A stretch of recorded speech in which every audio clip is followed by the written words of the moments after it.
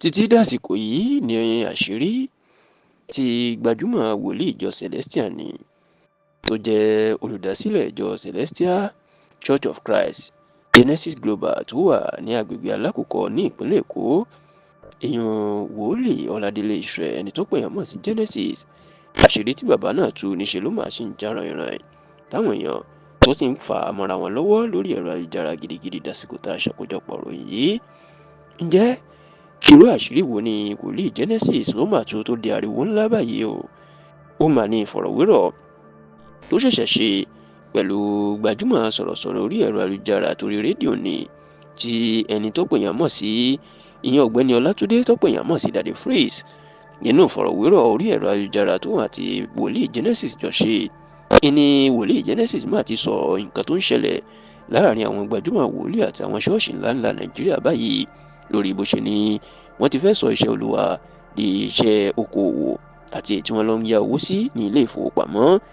Nígbà tó ń sọ̀rọ̀, wòlíì Genesis ní láìpẹ́ yìí ní àwọn báǹkì ńlá kan tó lórúkọ tó ń forúkọ bò láṣìírí ni wọ́n pè òun pé kí òun wá yá bílíọ̀nù kan náírà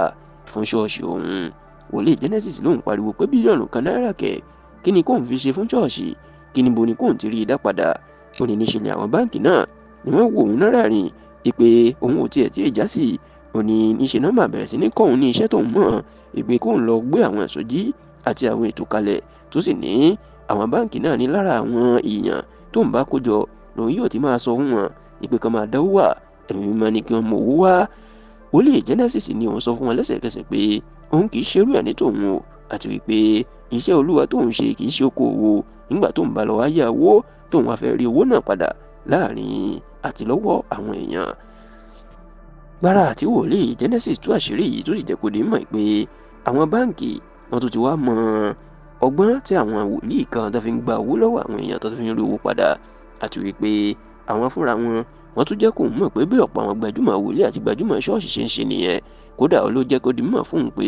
bílíọ̀nù 3 náírà làwọn míì yá lọ́wọ́ àwọn tó sì ń rí dá padà lásìkò péréte látara àwọn àsọtẹ́lẹ̀ àwọn àsọjí tó ti ń gba owó lọ́wọ́ àwọn èèyàn. Wòlíì Genesis wá jẹ́ kó di mọ̀ pé òun sọ fún wọn pé òun kì í ṣerú ẹ̀ o, iṣẹ́ Olúwa tóun ṣe ó yàtọ̀. Látìgbà tí wòlíì Genesis tó ti tú àṣírí ìlàríwó ń bá àmà ti sọ tó jẹ́ wípé níṣe ni àwọn èèyàn ń sọ̀rọ̀ nípa ọ̀rọ̀ náà tó sì jẹ́ pé lórí ẹ̀rọ ayélujára báyìí wọ́n ń gbà gidigidi mọ́ ara wọn lọ́wọ́ bí ẹni gbà ọgbọ́ ọtí ni. Ṣùgbọ́n tó jẹ́ wípé nǹkan táwọn èèyàn ń sọ ni pé pẹ̀lú àṣírí tí àwọn báǹkì náà tú àti ọ̀rọ̀ tí wòlíì Genesis sọ, wọn ló ti fi hàn pé ọ̀pọ̀ àwọn gbajúmọ̀ wòlíì àti àwọn gbajúmọ̀ ṣọ́ọ̀ṣì ló jẹ́ pé okòòwò ni wọ́n fi ṣe Olúwa tí wọ́n làwọn ṣe náà fi ń ṣe lásìkò yìí.